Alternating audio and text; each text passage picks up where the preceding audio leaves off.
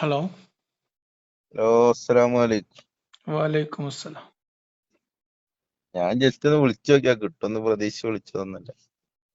വിളിച്ചാ കിട്ടാതിരിക്കാൻ നമ്മൾ പഠിച്ചോണമെന്നല്ലോ. അടുത്താനെ വിളിച്ചാ കിട്ടൂലെന്നുണ്ടോ? അത് വിളിക്കണ്ടവരെ വിളിച്ചാ കിട്ടൂലേ? വെറുതെ ഇങ്ങനെ ഏ? ആൾക്കാരെ STD വിളിച്ച് പൈസ കളയാന്നല്ലാണ്ട്. അല്ല, വിളിക്കേണ്ട പോലെ വിളിച്ചാ കിട്ടുമല്ലോ. ഇപ്പൊ നിങ്ങളെ എപ്പോ വിളിച്ചാലും കിട്ടൂലല്ലോ. അതെ അതെ. ഞാൻ വിളിക്കുമ്പോ വേറെ വിളിച്ചപ്പോ കിട്ടിയില്ലേ പിന്നെ എപ്പോഴും ഞാൻ തിരിച്ചു വിളിച്ചതിനും ചെയ്യും. എന്നിട്ട് ഞാൻ മഞ്ചേരിന്നാ. ഇവിടെ മഞ്ചേരിന്ന് ഇപ്പൊ പരിപാടി കഴിഞ്ഞു കുറെ പോയതാ. കോളാണല്ലോ ഇപ്പൊ രാവിലെ ഒരു കോൾ ഇങ്ങനെ പോയിക്കൊണ്ടിരിക്കണം. മഞ്ചേരിന്ന് കുറച്ച് ആളുകൾ വിളിക്കുന്നുണ്ട്. എന്നിട്ട് ഞാനിങ്ങനെ അബ്ദുള്ള വാസിന്റെ വീഡിയോ ഒക്കെ കാണലുണ്ട്. അതിന്റെ പുറമെ ഖുർആൻ അർത്ഥ സഹിതം ഓതുന്ന ആളുമാണ്. നന്നായി. അപ്പൊ പിന്നെ കാര്യങ്ങൾ നിങ്ങൾക്ക് വ്യക്തത ഉണ്ടാവുമല്ലോ. വ്യക്തത ഉണ്ട്. ഓര് പറഞ്ഞതിലും അവ്യക്തത ഉണ്ട്. പറഞ്ഞേ നിങ്ങൾക്ക് വ്യക്തത ഉണ്ടാവുമല്ലോ. എന്തൊക്കെ നിങ്ങൾ പറയണതും അങ്ങനെ അടച്ച് നിങ്ങൾക്ക് മനസ്സിലാവുമല്ലോ. ഞാൻ ഓര് പറയണ അവ്യക്തത പറഞ്ഞാല് കാര്യം അതല്ലേ ഞാനിപ്പോ ഈ ചിന്തിക്കുന്നവർക്ക് ദൃഷ്ടാന്തം ഉണ്ട് എന്ന് പറയുന്നുണ്ട് പൊതുവെ. വിശുദ്ധ ഖുർആനിലെ ഇടക്കിടക്ക് പറയുന്ന സംഗതിയാണ്. ഇപ്പൊ ഞാൻ ചിന്തിക്കൽ എന്താ വെച്ചാല്, ഇന്ന് 1000 ഫിറോന്മാര്, അതായത് ലോകം തന്നെ നശിപ്പിക്കാൻ പറ്റുന്ന ഫിറോന്മാര് ഇവിടെ ഉണ്ട്. ഞാനൊക്കെ പെടൂലേ? നിങ്ങളെ കാര്യമില്ല പറഞ്ഞ, അതായത് ലോകത്തന്നെ ഇല്ലാതാക്കാൻ പറ്റിയ ഫിറോന്മാര് ഇവിടെ ഉണ്ട്. എന്നിരിക്കൊരു മൂസല്ലേന്ന് ഞാൻ അങ്ങനെ ചിന്തിക്കലുണ്ട് ഖുർആൻ നോക്കിയിട്ട്. ഒന്നില്ലെങ്കിൽ മൂസ ഇല്ലായിട്ടായിരിക്കില്ല, പക്ഷെ മനുഷ്യന്റെ ആത്മീയമായ ഉയർച്ച അത്രത്തോളം എത്തിയില്ല എന്നേക്കാരം. ഇപ്പോ യേശു വന്ന സമയത്ത് മൂസാ നബിക്ക് മസിഹായിട്ട് വന്ന്, പക്ഷെ അവര് വിശ്വസിച്ചിട്ടില്ലല്ലോ. അപ്പോ അദ്ദേഹത്തിന്റെ കാലഘട്ടത്തിൽ കുറഞ്ഞ ആളുകളെ വിശ്വസിച്ചിട്ടുള്ളൂ. അതേമാതിരി മനുഷ്യന്റെ ആത്മീയമായ ഉയർച്ച അത്രത്തോളം എത്തിയിട്ടില്ല എന്ന് നമുക്ക് ഇന്ന് മനസ്സിലാക്കാൻ കഴിയുള്ളൂ. നിങ്ങളെ വിശ്വാസം വെച്ചിട്ട് നിങ്ങൾക്ക് അങ്ങനെ ആശ്വസിക്കാന്നേ പറ്റുള്ളൂ. അതെ, കാരണം മനുഷ്യൻ ഭൗതികതയിലാണ്. മനുഷ്യൻ ഒരു ഭൗതിക ജീവിയാണ്. ഭൗതികമായിട്ടാണല്ലോ മനുഷ്യൻ നമ്മളിവിടെ നമ്മുടെ എക്സിസ്റ്റൻസ് ഭൗതികമാണല്ലോ. ഭൗതികമാണ്, പക്ഷെ ഇത് അതിൽ ആത്മീയതയുണ്ട്, രണ്ടും ഉണ്ട്. അതിൽ ഏത് നമ്മൾ സങ്കല്പിച്ചെടുക്കുന്നതാണ്, നമ്മൾ ആലോചിച്ചുണ്ടാക്കുന്നതാണ്. റിയാലിറ്റി ഭൗതികതയാണ്. ഭൗതികമായിട്ട് നമ്മളിവിടെ ജീവിക്കുന്നു എന്നുള്ളതാണ് റിയാലിറ്റി.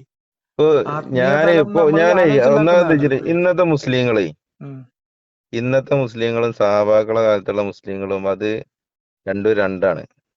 ആ കാലത്തെ മുസ്ലിങ്ങൾ പറഞ്ഞാൽ നമസ്കാരത്തില്, അതായത് ആ കരഞ്ഞ് വിലപിച്ചുകൊണ്ട് നമസ്കരിക്കുന്ന ഒരു സമൂഹമായിരുന്നു. ഇന്നത്തെ മുസ്ലിങ്ങൾ അത് കാട്ടിക്കൂട്ടൽ മാത്രം. അതായത് നബി സല്ലല്ലാഹു അലൈഹി വസല്ലം പറഞ്ഞ്, അതായത് അവസാന കാലഘട്ടത്തിൽ പള്ളികള് അധികം ഉണ്ടാവും, പക്ഷെ അതില് യഥാർത്ഥ വിശ്വാസികൾ, തഖ്വയുള്ള ആൾക്കാരുണ്ടാവില്ല. ഇന്ന് പണ്ഡിതന്മാര് ഭൂരിഭാഗം മൈക്കട്ടി വിളിച്ച് പറയുന്നുണ്ട് ഓരോന്ന്, പക്ഷെ എന്താണ്, അവർ യഥാർത്ഥ വിശ്വാസികളല്ല. ഈ പറയണോലും അങ്ങനെയല്ലേ? അതന്നെ. അപ്പൊ നമ്മള് ഓരോരുത്തരും അത് ഈ കാലഘട്ടത്തില് ഞാനിപ്പോ നിങ്ങൾ ഈ പണ്ടത്തെ കാര്യം പറയുമ്പോ നമ്മളിപ്പോ ഇത് മനസ്സിന്റെ കഥ എന്ന് ഞാൻ പറയാൻ കാരണം വെച്ചാല്, നിങ്ങൾ ഈ പറഞ്ഞ ഈ സഹാബത്തിന്റെ കാര്യം പറയുമ്പോ നമ്മളെ മനസ്സിൽ ഇപ്പൊ അബൂബക്കർ സിദ്ദീഖ് എന്നൊക്കെ പറഞ്ഞാൽ വെളുത്ത് തുടുത്ത് നല്ല വെള്ളക്കുപ്പായൊക്കെ ഇട്ട്, അല്ലെ നമ്മൾ AP അബൂബക്കർ മുസ്ലിയാരുടെ അതിനേക്കാളും കുറച്ചുകൂടി മുൻപുള്ള ഒരു ഫീൽ, നമ്മളൊരു ഒരു ലുക്ക് എന്താണെന്നുള്ള ആ കാലഘട്ടത്തിലുള്ള ആൾക്കാർക്ക് അല്ലേ. അപ്പൊ അന്നത്തെ അതേ സമയത്ത് ആ കാലഘട്ടത്തിന്റെ ചരിത്രം നമ്മള് വേറെ രീതിയിൽ മനസ്സിലാക്കുമ്പോ ആ കാലഘട്ടത്തിലെ മനുഷ്യര് ഈ സങ്കല്പമായിട്ട് ഒരു ബന്ധമില്ല. അത് അവരുടെ ലുക്കിനെ കുറിച്ചാണെങ്കിൽ, അവരുടെ വസ്ത്രധാരണം, അവരുടെ ശാരീരികമായിട്ടുള്ള അവസ്ഥകളും പ്രത്യേകതകളും കുറിച്ചാണെങ്കിൽ, അവരുടെ ഭൗതികമായിട്ടുള്ള നിലവാരവും പിന്നെ സംസ്കാരവും അതൊക്കെ അതിലൊക്കെ ഈ പ്രശ്നം ഉണ്ടാവും.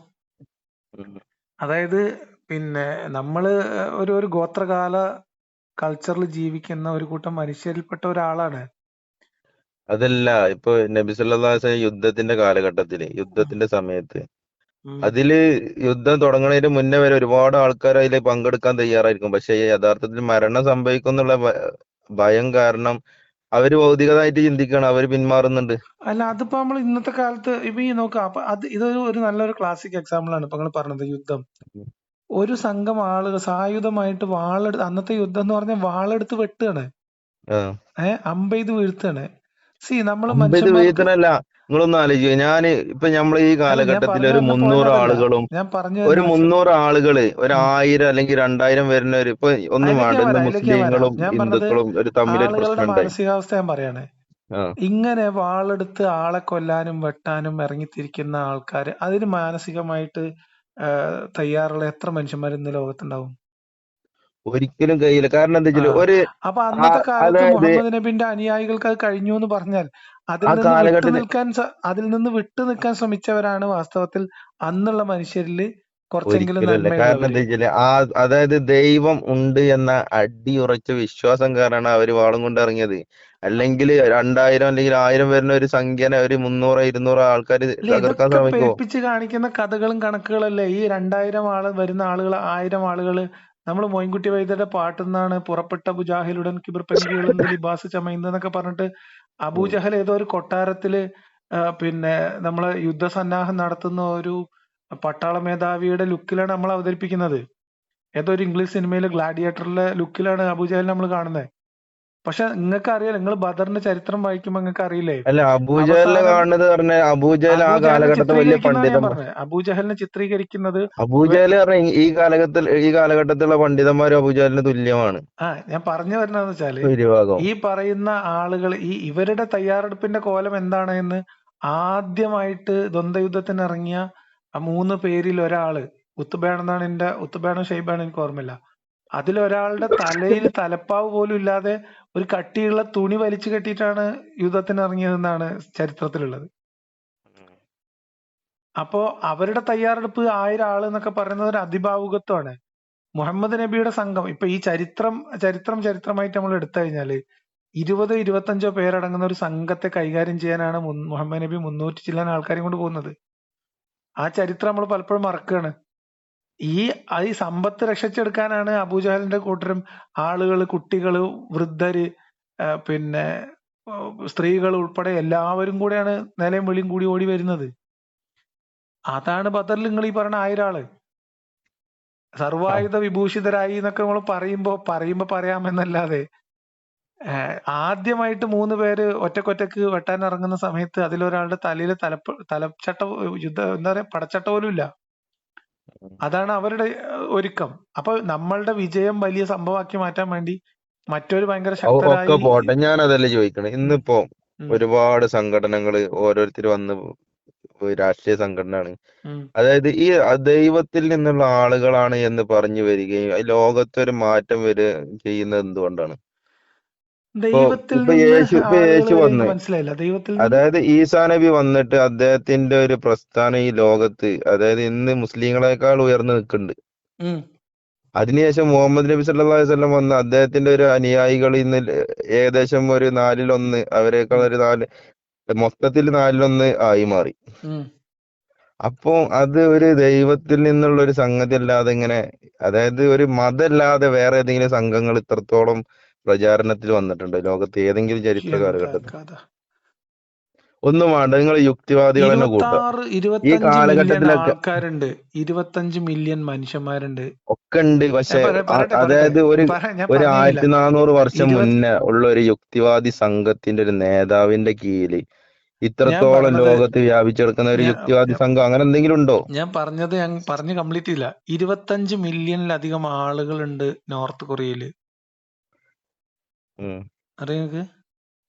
അത് ഞാൻ ആ ഒരു കിങ് ജോങ് ഉന്ന് പറയണത് പോലെയാണ് അവർ ജീവിക്കുന്നത്. അത് നമുക്ക് പറയാൻ പറ്റില്ല. അതായത് അങ്ങനെയാണ് അവിടെ. അൽഹംദുലില്ലാഹി റബ്ബിൽ ആലമീൻ, സർവ്വസ്തുതിയും സർവ്വലോക പരിപാലനം. അതായത് എല്ലാ അതായത് ഇന്നിപ്പോ സൂര്യ ഉദിക്കുന്നുണ്ടെങ്കിൽ ഉം. അത് ഞമ്മക്ക് ഒരു ഇന്ത്യയിലോ അല്ലെങ്കിൽ സൗദിയിലോ മാത്രമല്ലല്ലോ, ലോകത്തിന്റെ നാനാഭാഗത്തും സൂര്യൻ അതിപ്പോ ഈ ഉദിക്കാൻ അൽഹംദുലില്ലാഹി അസ്തമിക്കുകയല്ലേ. റബ്ബിൽ ആലമീൻ എന്നുള്ള ആയത്ത് വരുന്നതിന്റെ മുമ്പ് സൂര്യൻ ഉദിച്ചിരുന്നേ. മുഹമ്മദ് നബി അത് ജനിക്കുന്നതിന്റെ ഉദിച്ചിട്ടുണ്ട്. മുമ്പ് സൂര്യൻ അതുപോലെ തന്നെ ഉദിക്കുന്നുണ്ടേ. ആത്മീയമായ സൂര്യൻ ലോകത്ത് ഒരുപാട് ഉദിച്ചിട്ടുണ്ടാവും. അപ്പൊ നമ്മള് കിങ് ജോങ് എന്ന് പറഞ്ഞിട്ട് അവിടേക്ക് പോകേണ്ട ആവശ്യമില്ല. അവിടെ ആത്മീയപരമായിട്ടുള്ള എന്തെങ്കിലും ഉന്നമനം സംഭവിച്ചിട്ടുണ്ടെങ്കിൽ പറയാൻ ഈ പറ്റില്ലല്ലോ. ഏതെങ്കിലും ആത്മീയത പ്രവാചകന്മാര് ആത്മീയത എന്നൊക്കെ പറയുന്നത് ഓരോരോ ആളുകളുടെ ഭൗതിക താല്പര്യത്തിന് വേണ്ടി ഉണ്ടായി വന്നിട്ടുള്ള ഓരോരോ കൾട്ടുകൾ മാത്രമാണ്. അതല്ലാതെ ഇപ്പൊ ഈ നമ്മൾ വിജയിച്ച ആത്മീയ സംഘങ്ങളൊക്കെ പൊളിറ്റിക്കൽ കൾട്ടുകളാണ്. പൊളിറ്റിക്കൽ കൾട്ടുകളായിട്ട് വിപുലപ്പെടാത്ത ഒരു ആത്മീയ ശാഖയും വിപുലപ്പെട്ടിട്ടില്ല. നിങ്ങൾക്ക് അങ്ങനെ വിജയിച്ച അല്ലെങ്കിൽ ലോകത്ത് പ്രചാരം നേടിയ ഒരു ആത്മീയ ഇത് പറയാൻ പറ്റുമോ? നമുക്ക് ആത്മീയം എന്ന് പറഞ്ഞാൽ ഇപ്പോ ഈ ഓരോ മതങ്ങൾ, ഇപ്പൊ ഹിന്ദുക്കളായിക്കോട്ടെ, ഉം, ബുദ്ധന്മാരായിക്കോട്ടെ, ഉം. മുസ്ലിങ്ങളായിക്കോട്ടെ, എവിടെ ക്രിസ്ത്യാനികളായിക്കോട്ടെ, പൊളിറ്റിക്കലായിട്ട് അവര് വളരാൻ ശ്രമിച്ചിട്ടുണ്ടോ അവിടെ മാത്രമേ നിലനിൽക്കുകയോ അത് അതിജീവിക്കുകയോ ചെയ്തിട്ടുള്ളൂ. പൊളിറ്റിക്കലായിട്ട് വളരാൻ ശ്രമിക്കുന്നിടത്താണ് പരാജയം ഉണ്ടാവും. അവിടെ മാത്രമേ വളർന്നിട്ടുള്ളൂ. ഇപ്പം ഇസ്ലാം അവിടുന്നാണ് അവരെ ഞാൻ പറഞ്ഞുതരാം പരാജയം. ഇപ്പൊ നിങ്ങൾക്ക്. ഇസ്ലാമിന്റെ 13 കൊല്ലം അധപതനം നിങ്ങളൊന്ന് ആലോചിച്ച് നോക്കി. 13 വർഷം മുഹമ്മദ് നബി മക്കയിൽ പ്രബോധനം നടത്തിയിട്ട് എത്ര ആളുണ്ടായിരുന്നു? ഇതെങ്ങനെ ഇത് വർക്ക് ചെയ്യുന്നത് ഞാൻ പറഞ്ഞുതരാം. 13 വർഷം മുഹമ്മദ് നബി മക്കയിൽ പ്രബോധനം നടത്തിയിട്ട് ഹിജറയുടെ സമയത്ത് എത്ര മുസ്ലിങ്ങൾ ഉണ്ടാകെ? 200 താഴെയാണ്. അതായത് ആ ഭരണം കിട്ടാനുള്ള കാരണം ഈ ഒരു സത്യത്തോണ്ട് അല്ല, ഞാൻ ഭരണം കിട്ടുന്നത് അവിടെ. ഞാൻ പറഞ്ഞത് 13 വർഷത്തെ ആത്മീയ പ്രബോധനത്തിലൂടെ മുഹമ്മദ് നബിയുടെ ഈ സത്യത്തിലേക്ക്, മീൻസ് ഇൻവെർട്ടഡ് കോമ, അപ്പൊ ഡബിൾ കോട്ടില്, ഈ സത്യത്തിലേക്ക് വന്ന ആളുകളുടെ എണ്ണം 200-ൽ താഴെയാണെന്ന് ചരിത്രം പറയുന്നു. അത് കുട്ടികളും സ്ത്രീകളും അടിമകളും ഉൾപ്പെടെ. അപ്പോ അവിടുന്ന് അങ്ങോട്ട് മുഹമ്മദ് മക്കയിൽ നിന്ന് മദീനയിലേക്ക് പോകുന്നു. മദീനയിൽ ചെന്നതിന് ശേഷം മുഹമ്മദ് സംഘവും ആയുധം കയ്യിലെടുക്കുന്നു. ബദറില് വിജയം ഉണ്ടാവുന്നു. ആ ആയുധം കയ്യിലെടുക്കാനൊക്കെ വ്യക്തമായിട്ടുള്ള കാരണം മക്കയിലൊക്കെ അതായത് 2 ഒട്ടകങ്ങളെ കാലുമ്മല് ഒരു സ്ത്രീയുടെ 2 കാലും കെട്ടിട്ട് അങ്ങോട്ടും ഇങ്ങോട്ടും വലിച്ചിട്ട് 2ആയി പിളർത്തിയ സംഭവങ്ങളൊക്കെ ഉണ്ട്. അത്രത്തോളം കഷ്ടതകൾ അനുഭവിച്ച പിന്നെ ഒരു വ്യക്തിക്ക് പോരാടാൻ ഒരു ഇതില്ലെങ്കിൽ എന്താണ് അതിനപ്പളല്ലേ ചെയ്യണ്ടേ? ചെയ്യണ്ടേ? അത് മദീനയിൽ പോയതിന് ശേഷം അവിടുന്ന് പ്രശ്നം ഉണ്ടാക്കിയിട്ടുള്ള വന്നത് എന്താന്ന് വെച്ചാൽ, മദീനയിൽ പോയതിനു ശേഷം ബദറില് ഈ കച്ചവട സംഘത്തെ സമ്പത്ത് കൈക്കലാക്കാൻ വേണ്ടിയുള്ള ശ്രമം നടത്തിയതിനു ശേഷം ആ ആൾക്കാരുകളോട് യുദ്ധം ജയിച്ചതിന് ശേഷം ഉണ്ടായ ഭയത്തെക്കുറിച്ച് ഇസ്ലാമിന്റെ ചരിത്രത്തിൽ വിശദമായി എഴുതിയിട്ടുണ്ട്. ആ വിജയം മറ്റുള്ള മനുഷ്യരിൽ ഭയം ഉണ്ടാക്കി. ആ ഭയത്തെ മുഹമ്മദ് നബി കൃത്യമായിട്ട് മുതലെടുക്കുകയും എതിർ ശബ്ദങ്ങളെ കൊല്ലാൻ, ഓരോരോ മനുഷ്യരെ കൊല്ലാൻ വേണ്ടി ഉത്തരവിടുകയും ചെയ്യുന്നത് ചരിത്രത്തിൽ. എങ്ങനെ ന്യൂനപക്ഷമായിട്ടുള്ള ഒരാളെ ആരാണ് ഭയപ്പെടുക? നിങ്ങളൊന്ന് ആലോചിച്ച് നോക്കി. ഇപ്പൊ ഒരു 10 ഒന്നും വേണ്ട, ഇവിടെ നമ്മളെ മലപ്പുറം ജില്ലയിൽ നിങ്ങളെ വീട്ടിൽ, നിങ്ങളെ നാട്ടില് മറ്റേ എന്താണ് ചങ്ങായിമാര് ഈ രാത്രി ഇറങ്ങുന്ന ആൾക്കാരുണ്ടല്ലോ, ഈ ആയുധങ്ങളൊക്കെ ആയിട്ട് വരുന്ന കുറുവാ സംഘത്തിന് നിങ്ങൾക്ക് പേടിയുണ്ടാവോ നാട്ടുകാർക്ക്? അത് ഉറങ്ങി കൊടുക്കുമ്പോ ഡയറക്റ്റ് ഒരു വെളിച്ചത്തിലൊരു വരുമോ? വെളിച്ചത്തിലൊരു വരൂലല്ലോ. കുറുവാ സംഘത്തിനെ പേടിക്കൂലേ? അവര് വെളിച്ചത്തിലല്ലേ വരുന്നേ. രാത്രി ഇരുട്ടില് എല്ലാരും ഉറങ്ങിയ സമയത്ത് ആരും കിട്ടൂല എന്നുള്ള ബഹുജനങ്ങളും പേടിക്കും. ഒരിക്കലും ഇല്ല. കാരണം ന്യൂനപക്ഷങ്ങൾ ഇപ്പൊ ഞാൻ എന്റെ വാദം പറയല്ല, ഇസ്ലാമിന്റെ വിജയത്തിന്റെ ഘടകങ്ങളായിട്ട് ഇസ്ലാമിക ചരിത്ര ഗ്രന്ഥങ്ങളിൽ എഴുതി വെച്ച കാര്യമാണ് ഈ പറയണത്. അപ്പൊ ഒരു 500 ആളായിട്ട് 50 ആളെ ഏറ്റുമുട്ടി അങ്ങനെ ഭൗതികരമായിട്ട് ഒരിക്കലും വിജയിക്കൂല. അത് ആത്മീയമായ അള്ളാഹുവിന്റെ സഹായം ഇല്ലാതെ ആത്മീയമായ ഒരു വിജയവും അവിടെ നേടിയിട്ടില്ല. ആത്മീയമായിട്ടല്ല. ഈ 300 ആള് ഈ മുഹമ്മദ് നബി ബദറിലേക്ക് ആളുകൾ അണിനിരത്തിയതിനു ശേഷം അതിൽ ആരോഗ്യ പ്രശ്നങ്ങളും വാർദ്ധക്യമുള്ള ആൾക്കാരെ മാറ്റി നിർത്തുന്നത് ചരിത്രത്തിലില്ലേ? നിങ്ങൾ വായിച്ചിട്ടില്ലേ? കായികക്ഷമത ഇല്ലാത്ത കുറച്ചു പേരെ മാറ്റി നിർത്തുന്നില്ലേ? അപ്പൊ അങ്ങനെ മുഹമ്മദ് നബി സെലക്ട് ചെയ്തിട്ടാണ് ഈ 313 ആളെയും കൊണ്ട് പോകുന്നത്. അവരാണെങ്കിൽ ആകെ ഇവര് നേരിടാൻ പോകുന്ന എത്ര പേരാന്ന് ആലോചിക്കണം. 20 ആള്, 25 ആള്, അല്ലെങ്കിൽ 30. അതായത് അബൂജഹൽ അടക്കമുള്ള ഭൗതിക വിശ്വാസികള് അത്രത്തോളം പാരമ്യതയിലെത്തി നിൽക്കുന്ന ആൾക്കാരുള്ള അവിടെ. പിന്നെ അവിടെ ഈ ഒരു ചെറിയ സംഖ്യ ചെന്ന ഉറപ്പായും പരാജയപ്പെടുന്നു. എവിടേക്ക് സാധാരണ ഒരു വ്യക്തികള് കയ്യിലെടുക്കാനല്ല, കച്ചവട സംഘത്തിന്റെ കയ്യിലേക്ക് സമ്പത്ത് എടുക്കാനല്ലേ പോകുന്നത്. ബദറിലേക്ക് പോയത് എന്തിനാ നിങ്ങൾക്ക് അറിയില്ലേ? മുഹമ്മദിനെതിരെ അക്രമത്തിന് ആഹ്വാനം ചെയ്തുകൊണ്ട് അവര് പടയൊരുങ്ങി വന്നത് 2 സംഭവത്തിലാണ്. അത് നിങ്ങൾക്ക് അറിയാലോ. മക്കാര് സംഘടിച്ചു വന്നത് ഒന്ന് ഉഹദാണ്. അതുപോലെ വന്നത് നല്ല വെടിപ്പായിട്ട് ചെയ്തിട്ട് തിരിച്ചുപോയി, മാന്യമായിട്ട് ചെയ്ത് തിരിച്ചുപോയി. പിന്നെ നടന്നത് ഖന്തക്കാണ്. ഖന്തക്ക് മുഹമ്മദ് നബി എങ്ങനെ ജയിച്ചത് നിങ്ങൾക്ക് അറിയാലോ, ചരിത്രം അറിയില്ലേ? സഖ്യത്തിൽ വിള്ളലുണ്ടാക്കാൻ ഏഷണിക്ക് ആളെ പറഞ്ഞയച്ചിട്ടാണ് തടി ഊരിപ്പോയത്. അപ്പൊ യുദ്ധതന്ത്രങ്ങൾ ഉണ്ടായിരിക്കും. അതില് യുദ്ധതന്ത്രങ്ങളല്ല, ഒരു യുദ്ധത്തില് അതാ നമ്മളെ ഞാൻ നമ്മളെ പറഞ്ഞ കാര്യങ്ങള് അവിടെ പൊള്ളി യുദ്ധവിജയം ഞാന് നേടിയിട്ടില്ല. ഈ രണ്ട് ഒന്നും വേണ്ട. അവര് ഇന്ത്യ മുഹമ്മദിനോട് പാകിസ്ഥാൻ യുദ്ധം ഞാൻ ഉണ്ടാകുമ്പോ പറഞ്ഞു വന്നെന്താ പാകിസ്ഥാനോട് വെച്ചാൽ, പറയാം എന്നെ ഏരിയയിലൊക്കെ ഞങ്ങൾ ആണവ റിയാക്ടറുകൾ ഉണ്ട്, നിങ്ങൾ അവിടെ വന്ന് ധൈര്യം ഉണ്ടെങ്കിൽ തകർക്കുമെന്ന് അറിയോ? ഇല്ലല്ലോ. ഞാൻ പറഞ്ഞെന്താ, പോരാടി വിജയിച്ചു. നിങ്ങൾ ഈ പറഞ്ഞ ആത്മീയമായ പ്രതലം ഉഹദിലും ഹന്തക്കിലും കണ്ടിട്ടില്ല എന്നാണ് ഞാൻ പറഞ്ഞത്. അതായത് ആത്മീയമായ ചൈതന്യത്തിന്റെയും ദൈവികമായ സഹായത്തിന്റെയും ലക്ഷണങ്ങൾ മുഹമ്മദിനോട് സായുധമായിട്ട് നേരിടണമെന്ന് ഉറച്ചുകൊണ്ട് പടയൊരുങ്ങി ഖുറൈശികളും സംഘവും വന്ന സമയത്ത് മുഹമ്മദിന് ഉണ്ടായിട്ടില്ല. ഉഹദിൽ പല്ലുപോയി 7 ആളുകൾ പിന്നെ ഒരു ഘട്ടത്തിൽ ശത്രുക്കളുടെ ഇടയിൽ കുടുങ്ങുന്ന മുഹമ്മദ് നബി ഇവരിൽ നിന്ന് എന്നെ രക്ഷിക്കാൻ ആരുണ്ട് എന്ന് ചോദിച്ചിട്ട് 7 അൻസാരികളെ കൊലക്ക് കൊടുത്തത് ഹദീസിലുണ്ട്. ഓരോ ആളുകൾ മുഹമ്മദിനെ രക്ഷിക്കാൻ വേണ്ടി ശത്രുവിന്റെ മുമ്പിലേക്ക് ചാടി ചാടി വീഴാണ്. അങ്ങനെ 7 ഒരു പേര് മരിച്ചു കഴിഞ്ഞപ്പോ ഭൗതികമായി കൂടെ ജീവിക്കുന്ന ഉണ്ടായിരുന്ന ആളുകൾ ആൾക്കാർ ഒരിക്കലും ചാടൂല. പിന്നെ മുഹാജിറുകളോട് ഒന്നും ചോദിക്കാണ്. വേണ്ട. ഞാനിപ്പോ ഒരു നേതാവിന്റെ കീഴിലുണ്ട്, ആ നേതാവ് പറയും "ഇജ്ജ് അവിടെ ചാടടാ" ആ പറഞ്ഞ് ഞാൻ ചാടുവോ? അതന്നെ അപ്പൊ ഞാൻ ഞാന് പറഞ്ഞു വന്നതിന്റെ പോയിന്റ്, ഞാൻ ആത്മീയമായിട്ടുള്ള പറഞ്ഞതിന്റെ പൊരുൾ ഉയർച്ച നിങ്ങൾക്ക് ഇല്ലെങ്കിൽ മനസ്സിലായോ? ഒരിക്കലും ചാടാൻ കഴിയില്ല. ബദറിൽ നിങ്ങൾ ഈ പറയുന്ന അവകാശപ്പെടുന്ന ഈ ആത്മീയതയുടെ ചൈതന്യം മുഹമ്മദിനെ നേരിടണമെന്ന് ഉറച്ച് അവർ പടയൊരുങ്ങി വന്ന 2 യുദ്ധങ്ങളിലും ഉണ്ടായിട്ടില്ല. ഒരിടത്ത് മുഹമ്മദ് സംഘം അല്ല, അപ്പൊ നിങ്ങൾ പരാജയപ്പെട്ടു, ഈ ചോദിച്ച ചോദ്യം ഞാൻ തിരിച്ചു മറ്റൊരു ചോദിക്കാം. ഭാഗത്ത് മുഹമ്മദ് കുതന്ത്രം നിങ്ങൾ ഈ പ്രയോഗിച്ചു. അത്രേ ചോദിച്ച ചോദ്യം ഞാൻ തിരിച്ചു ചോദിക്കാം. ഇന്നിപ്പോ ഉള്ളൂ. ഇന്ത്യയും പാകിസ്ഥാനും യുദ്ധം ഉണ്ടായ നരേന്ദ്രമോദി പറയാണ് സൈന്യങ്ങളോട് പോവാന്, നിങ്ങൾ പോയി യുദ്ധം ചെയ്യുന്ന അതിൽ മരണപ്പെട്ടവരൊക്കെ നരേന്ദ്രമോദിന്റെ പ്രശ്നം. അതേപോലെ അത് അല്ലല്ലോ ഇത്. രാജ്യത്തിന്റെ സംരക്ഷണത്തിന് വേണ്ടി വെച്ച ആൾക്കാരല്ലേ, അതല്ല, അവര് ഏത് യുദ്ധം ഏത് ചെയ്യേണ്ട യുദ്ധമാണ് ആൾക്കാരാണ്. രാജ്യത്തിന്റെ സംരക്ഷണത്തിന് വേണ്ടി മുഹമ്മദ് നബി ചെയ്ത ഒരു യുദ്ധം പേര് പറയും? അതായത് ആ ഇസ്ലാം എന്ന വിശ്വാസത്തിന്റെ സംരക്ഷണത്തിന് വേണ്ടിയിട്ട് ഒരെണ്ണം പറയും ഇസ്ലാമിനെ സംരക്ഷിക്കാൻ വേണ്ടി ചെയ്ത അല്ലെ ഒരു യുദ്ധം. നടന്ന യുദ്ധങ്ങളൊക്കെ തന്നെയാണ്. അല്ല അല്ല അല്ല അതാണ് ഇസ്ലാമിന്റെ യുദ്ധം. ഞാൻ പറഞ്ഞത് ഇസ്ലാമിന്റെ ഇതെങ്ങനെയാണ് യുദ്ധമാണ് പ്രചരിച്ചത് വെറുതെ. എന്നുള്ളതാണ്. അതായത് ഇസ്ലാം എന്ന് പറഞ്ഞത് വിശുദ്ധ ഖുർആനിൽ തന്നെ പറയണത് എന്താ, നിങ്ങൾക്ക് അന്യ മതസ്ഥരോട് ഒരു വിരോധം ഉണ്ട്, അവരോട് അത് പക വീട്ടരുതെന്നാ പറയണത്. വിശുദ്ധ ഖുർആന്റെ ആയത്തുണ്ട്, നിങ്ങൾ വേണമെങ്കിൽ ഈ ഗ്രോക്കും ഇതൊക്കെ നോക്കണം. ബദറിലേക്ക് ഡെഡ് ബോഡികൾ വലിച്ചിട്ടതിന് ശേഷം മുഹമ്മദ് നബി ആക്രോശിക്കുന്നത് ഹദീസിലുണ്ട്.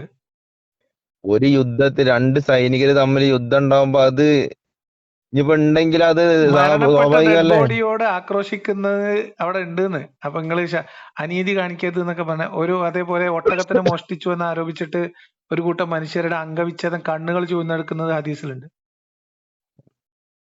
ഹദീസ് ഉണ്ട് പറഞ്ഞിട്ട് കാര്യമില്ല. അത് വിശുദ്ധ ഖുർആന്റെ ആയത്തുകൾക്ക് എതിരാണെങ്കിൽ അത് വിശ്വസിക്കാൻ എങ്ങനെ വിശുദ്ധ നമ്മൾ? ഖുർആനിലും ആയത്തുകളുണ്ട്. അള്ളാഹുവിനോട് അവന്റെ ദൂതനോടോ പിന്നെ യുദ്ധം ചെയ്യുകയോ കുഴപ്പമുണ്ടാക്കുകയോ ചെയ്യുന്നവരെ കൈകാലുകൾ എതിർദിശയിൽ നിന്ന് വെട്ടിക്കളയണം, കുരിശി തറക്കണം എന്നൊക്കെ ഹദീസ് ഖുർആനിലുണ്ട്. അത് സൈന്യ യുദ്ധത്തിലല്ലേ. യുദ്ധത്തിൽ എന്തിനാ എതിർദിശകളിൽ നിന്ന് കൈകാലുകൾ ഛേദിക്കുന്നത്? എതിർ ദിശയിൽ നിന്ന് കൈകാര്യം ഛേദിക്കണം എന്നല്ല, അത് ഒറ്റ വെട്ടിന് തീർക്കാന്നുള്ളതാണ് യുദ്ധത്തിന്റെ. അല്ലല്ല, കൈകാലുകൾ എതിർദിശയിൽ നിന്ന് ഛേദിക്കാന്നാണ്. വലത് എന്തിനാണ് കൈ മരണപ്പെട്ട ഇടത് കാല്, ഒരാളെ അല്ലെ ഇടത് കൈകാലും? കൈ വലത് കാല്, ഇത് ഇങ്ങനെയൊക്കെ എന്തിനാ? ഫിറോവനല്ലേ? ഏഹ് അത് ഫിറോവന്റെ കാലത്ത് ഫിറോൻ ചെയ്ത പരിപാടിയല്ലേ. ഖുറാനിലുള്ള ആയത്താണ്. ആയത്താണ് അത് ഫിറോൻ ചെയ്ത സംഗതിയുള്ള വിശുദ്ധ ഖുർആനിൽ പറയണത്. അല്ല ഉം. അല്ല മൂസാ നബിന്റെ അള്ളാഹുവിനോടും കാലത്ത് അവന്റെ ദൂതനോടും കുഴപ്പമുണ്ടാക്കുന്നവരോട് അല്ലെങ്കിൽ അവരോട് പ്രശ്നം ഉണ്ടാക്കുന്ന ആൾക്കാർക്കുള്ള ശിക്ഷയാണ്. അതിൽ വിശുദ്ധ ഖുർആൻ പറയണേ, ഒന്നാമത് എന്താ ചെയ്യുക, ഖുർആന്റെ ജ്ഞാനമുള്ള ആൾക്കാർ വിശുദ്ധ ഖുർആൻ ലിപിയിൽ മാത്രം നിലനിൽക്കുന്ന പറയുന്ന ഒരു കാലഘട്ടമാണ് ഈ കാലഘട്ടമാണ്. അതായത് വിശുദ്ധ ഖുർആൻ ലിപിയിൽ മാത്രം ഉണ്ടായതാണ്. പിന്നെ വേറെ എവിടെ ഉള്ളത്? വിശുദ്ധ ലിപിയിൽ ഖുർആനുമായിട്ട് മാത്രല്ല, ബന്ധപ്പെട്ട എന്ത് ആത്മീയത്താലാണ് മുഹമ്മദ് നബി അവിടെ വന്നിട്ട് എന്ത് ആത്മീയതയാണ് പറഞ്ഞങ്ങളൊന്ന് പറഞ്ഞു. അതായത് അലി റളിയല്ലാഹു അൻഹുവിന് വിശുദ്ധ ഖുർആന്റെ ജ്ഞാനം, വിശുദ്ധ സൂറ എന്താ വിശുദ്ധ ഫാത്തിഹന്റെ ഖുർആന്റെ ജ്ഞാനത്തിന്റെ ആ ജ്ഞാനം ആകെ പൊരുളെന്താ? 70 ഒട്ടകങ്ങൾ വഹിക്കാനുള്ള ജ്ഞാനം അതിൽ തന്നെ ഉണ്ടായിരുന്നു. എഴുതി വെക്കാണ് 70 ഒട്ടകങ്ങൾ വഹിക്കാനുള്ള സംഗതി ഉണ്ട്. എങ്ങനെ അളവെടുക്കാം അപ്പൊ നമ്മള്? അതെടുക്കലേ ദൈവത്തോട് അടുത്ത ആളുകൾക്ക് ആ ജ്ഞാനം കിട്ടുള്ളൂ. അത് ഈ കാലഘട്ടത്തിൽ എന്താണ് ഈ മൺമറഞ്ഞു പോയി. ജ്ഞാനത്തിന്റെ ഒരു സാരം എന്താണ്? ഇസ്ലാമിന്റെ ആത്മീയ സാരം എന്താണ്? അതായത് അതിലുള്ള യഥാർത്ഥ ജ്ഞാനം. ഇപ്പൊ ഒരു യുദ്ധം ചെയ്യാന്ന് പറഞ്ഞാല് വെറും യുദ്ധം മാത്രല്ല, ഈ വാളുകൊണ്ടുള്ള യുദ്ധം മാത്രല്ലല്ലോ. ഒരു എന്ത് സ്വന്തം ആത്മാവിനോട് യുദ്ധമാണെങ്കിലും തെറ്റിൽ നിന്നും ഇസ്ലാം എന്ന് പറയുന്ന മതം നിങ്ങൾ മനസ്സിലാക്കുന്ന പോലത്തെ ഒരു ആത്മീയതയുള്ള ഒരു ഗ്രന്ഥമല്ല.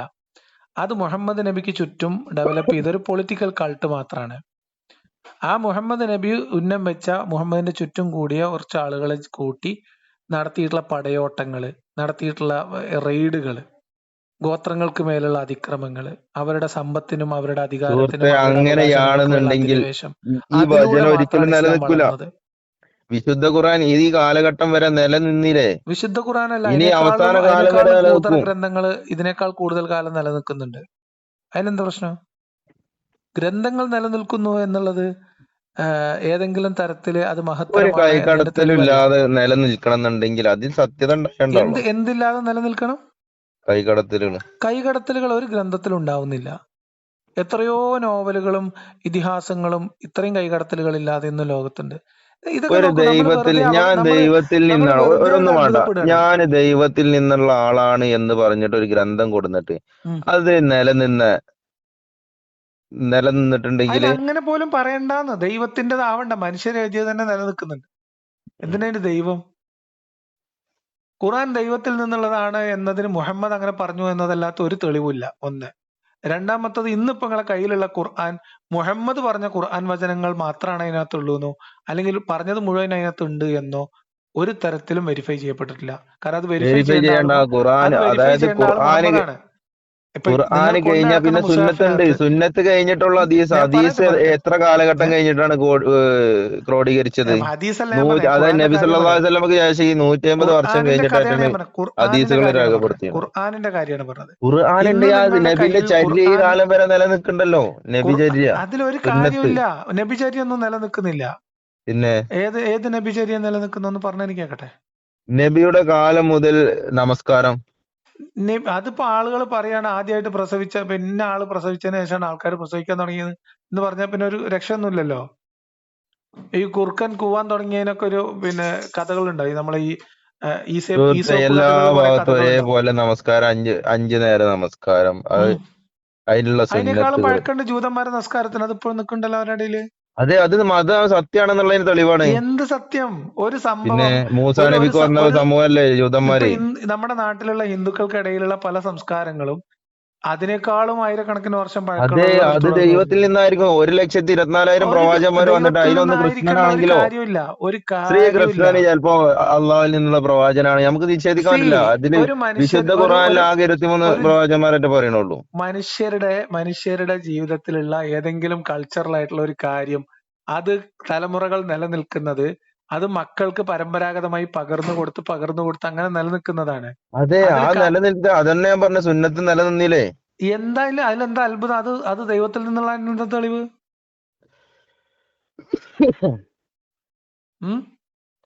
ദൈവത്തിൽ നിന്നുള്ള തെളിവ്, അതായത് പ്രവചിക്കപ്പെട്ട കാര്യങ്ങൾ, പല കാര്യങ്ങളും ഇന്ന് ഒരു പ്രവചനം ചെയ്ത കാര്യം അത് അതേപോലെ പുലരണം. അതേപോലെ എന്താ പുലർന്നു ഒന്ന് പറയും കേക്കട്ടെ. മുഹമ്മദ് നബി ഈ മരിച്ചു കഴിഞ്ഞാൽ അധികം താമസിയാതെ ലോകാവസാനം ഉണ്ടായെന്ന് വിചാരിച്ച ആളാണ്. നബി സല്ലല്ലാഹു അലൈഹി വസല്ലമയോട് ലോകാവസാനത്തിനെ പറ്റി ചോദിച്ചപ്പോ എന്താ പറഞ്ഞു? ഒരു മനുഷ്യന്റെ അവസാനം എന്നാണ്, അതാണ് അവന്റെ ഖിയാമത്ത് എന്ന് പറഞ്ഞു. നിങ്ങൾ ഇങ്ങനെ കൂടുതൽ ഇങ്ങനെ ലോകാവസാനത്തിനെ പറ്റി, ഒരു ദൈവവിശ്വാസിക്ക് ലോകാവസാനത്തിനെ പറ്റി പേടിക്കേണ്ട ആവശ്യമില്ലല്ലോ.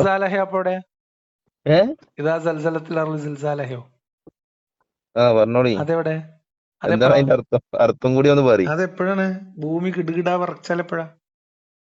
ഭൂമി കിടുകിടാ വിറക്കുക പറഞ്ഞാല് വിറക്കുമ്പോണ്ട് വിറക്കും.